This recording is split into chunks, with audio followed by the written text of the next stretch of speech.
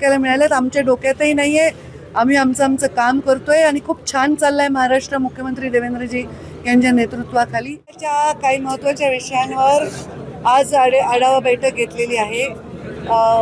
माझं कर्तव्य, मी बीड जिल्ह्याचे आहे, इथल्या काही विषयांना मार्गी लावण्यासाठी काय मदत करता येईल यासाठी आढावा बैठक घेतली. माझ्या विभागाच्या विषयांवर पशुसंवर्धन आहे, पर्यावरण आहे, इथल्या नगर परिषदा, तिथली स्वच्छता, त्यांचे STP, तिथला सगळं ड्रेनेज, या सगळ्या विषयांवर, कचऱ्याचं व्यवस्थापन, सॉलिड वेस्ट, लिक्विड वेस्ट, ह्या सगळ्या मॅनेजमेंटच्या संदर्भामध्ये डिटेल बैठक घेतली. आणि पावसाची परिस्थिती काय आहे, पेरणीची परिस्थिती काय, खतांचं आवंटन काय आहे याच्याबद्दल चर्चा केली. आणि काय नाविन्यपूर्ण असे प्रकल्प हे लोक करणार आहे, त्यांच्या टीमच्या टार्गेटवर आहेत, जे स्वतः अजितदादा असताना त्यांची इच्छा होती ते करायची.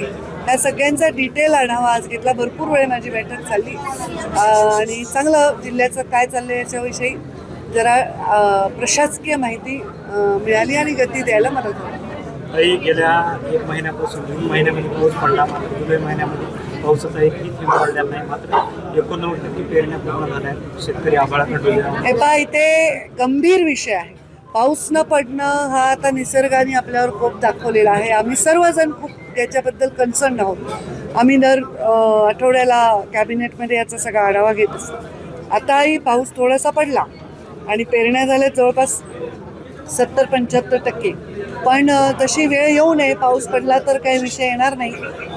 आज कृषी अधिकाऱ्यांनी सांगितलं की शेतकऱ्यांना मार्गदर्शन केले की काय केमिकल वापरून पाण्यावर फवारणी केल्याने त्याची आर्द्रता जमिनीची टिकून राहील, पाणी धरून ठेवेल जमीन आणि रोपं किंवा बीज जे लावले ते मरणार नाही. आणि याच्यावरही दुर्दैवाने वेळ आली तर दुबार पेरणीसाठी सगळं बियाणं आणि खताच्या संदर्भातली सोय करण्यासंदर्भात सकारात्मकतेने तयारी ठेवलेली आहे. पण तशी वेळ येऊ नये अशी माझी ईश्वराला प्रार्थना. तुम्ही पालकमंत्री असताना पीक विमा मिळायचा, तसा बीड जिल्हा पीक विम्यापासून वगळलं गेलंय. गेल्या अनेक वर्षापासून पीक विमा मिळाला नाही. त्या संदर्भात मध्ये काही घटना घडल्या होत्या वाटतं, काही चौकशा लागल्या त्याच्यामुळे तसं झालंय. पण तशी वेळ आली तर मी स्वतः हस्तक्षेप करेन. तुम्ही भारतीय जनता पार्टीच्या कोर कमिटीचे सदस्य आहात. केंद्रामध्ये मंत्रिमंडळ बदलाचे वारे वाहत आहे. यात राज्यातल्या कोणत्या मंत्र्याला मंत्रिपद मिळेल असे वारे मी तुमच्या टीव्हीवरच बघायले. असे कुठले वारे आमच्या बैठकीत नाही आहेत. असले काही वारं नाही. आम्ही फक्त आता त्या पावसाची वाट बघतोय, दुसऱ्या कुठल्या वाऱ्याची वाट बघत नाही. तर ह्या चर्चा तुमच्याचकडून ऐकायला मिळाल्यात. आमच्या डोक्यातही नाहीये.